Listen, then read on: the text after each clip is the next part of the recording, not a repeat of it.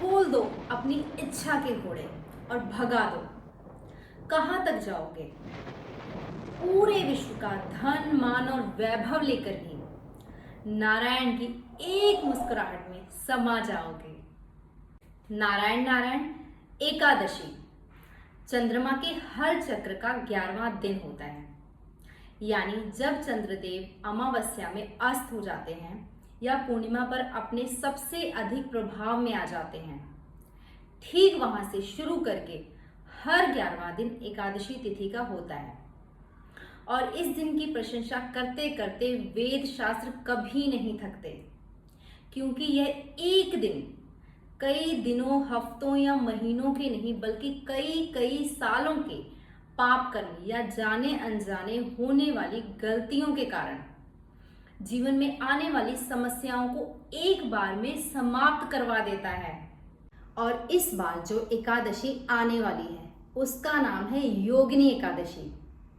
हालांकि most of त्योहारों की तरह इस एकादशी की तारीख पर भी संशय बना हुआ है कि एकादशी का व्रत और शुभ कार्य 21 जून को करें कि 22 जून को, और इस दिन ऐसा क्या शुभ कार्य करें जिससे जीवन जीने का आनंद आ जाए। दरिद्रता चाहे धन की कमी की वजह से हो या घर में सुख शांति की वजह से, किसी भी तरह की दरिद्रता सिर पर जूते रखकर जीवन से भाग खड़ी होगी। योगिनी एकादशी 21 जून दिन शनिवार को सुबह 7:18 पर शुरू होकर 22 जून सुबह 4:23 पर समाप्त हो जाएगी, क्योंकि शनिवार का सूर्य उदय दशमी तिथि में होगा और दशमी युक्त एकादशी व्रत नहीं करने का विधान है। और 22 जून को सूर्य उदय द्वादशी तिथि में होगा, तो तब तक एकादशी तिथि निकल चुकी होगी। ऐसी स्थिति में शास्त्रोक्त हमें द्वादशी तिथि को ही एकादशी का व्रत रखना चाहिए।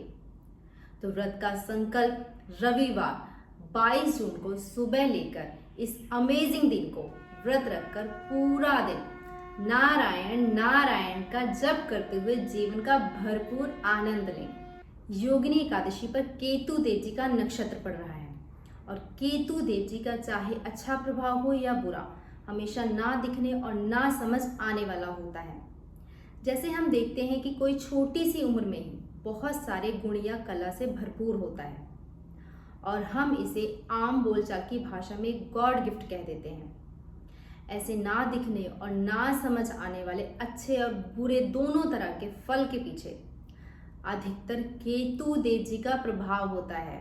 तो चूंकि शनिवार को केतु देव जी का नक्षत्र है, तो आप इस योगिनी एकादशी पर गाय या गौवंश को 11 केले खिलाकर शक्कर वाला पानी पिला दें और अपने शुभ कर्म को किसी से भी शेयर ना करें।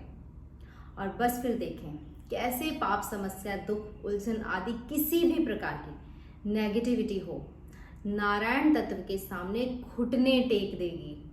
यह शुभ कर्म आप शनिवार को करें और व्रत रविवार को करें। ऐसे ही और शुभ दिनों और मुहूर्तों पर किए जाने वाले कार्यों को कारण सहित जानने के लिए चैनल को सब्सक्राइब जरूर करें। हर पल हर श्वास नारायण नारायण।